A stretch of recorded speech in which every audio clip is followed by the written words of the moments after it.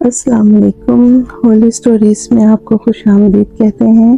ایک آدمی کہتا ہے، میرے پاس ایک بہت غریب ہمسایہ تھا جو سڑکوں پر روٹیاں بیچتا تھا۔ وہ اس کام سے زیادہ پیسے نہیں کماتا تھا اور ایک بڑی فیملی کی کفالت بھی کرتا تھا جو اس کی کمائی پر گزارا کرتی تھی۔ وہ روٹی بیچ کر اتنے پیسے کماتا تھا کہ وہ ایک سرکاری ملازم کی تنخواہ کی چوتھائی سے بھی کم تھی۔ اس کے باوجود میں ہمیشہ اسے خوش اور مسکراتا ہوا دیکھتا تھا، جیسے وہ دنیا کی تمام دولت کا مالک ہو۔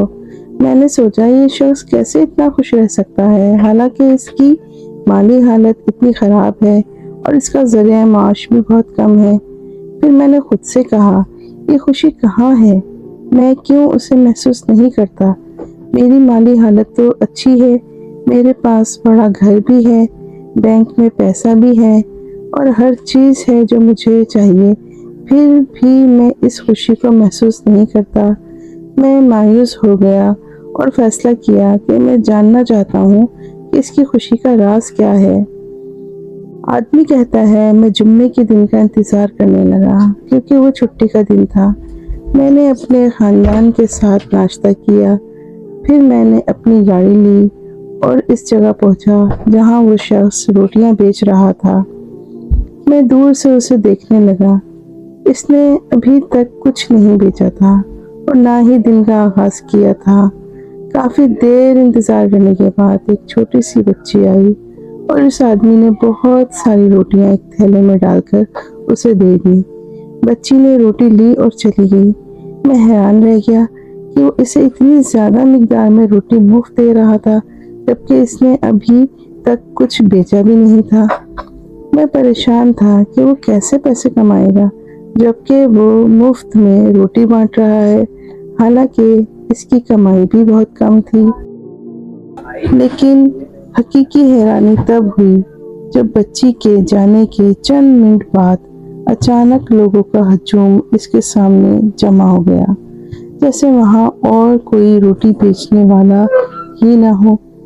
میں یہ سب دیکھ رہا تھا اور یقین نہیں کر پا رہا تھا کہ یہ سب کیسے ہو رہا ہے۔ میں نے انتظار کیا یہاں تک کہ اس نے ساری روٹیاں بیچ دی۔ پھر میں اس کے قریب گیا اور کہا، ماشاء اللہ، تم نے ساری روٹیاں بیچ دی؟ اس نے جواب دیا، الحمدللہ، یہ اللہ کا فضل ہے۔ کیا تم روٹی لینا چاہتے ہو؟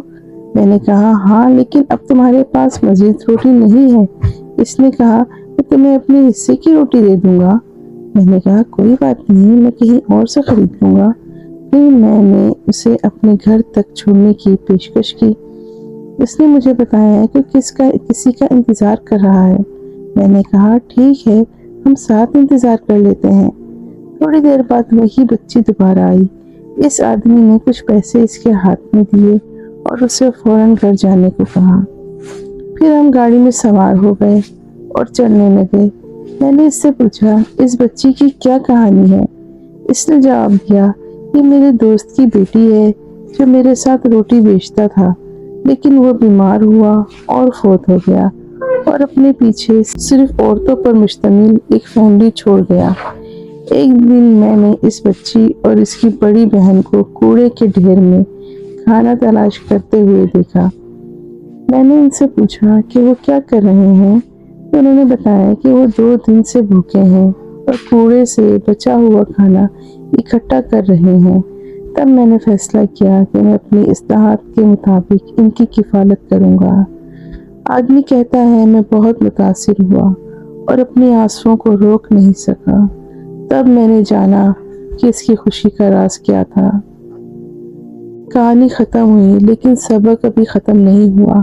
اگر آپ نے مکمل پڑھا ہے تو برائے کرم پسند کریں اور نبی صلی اللہ علیہ وسلم پر درود بھیجیں۔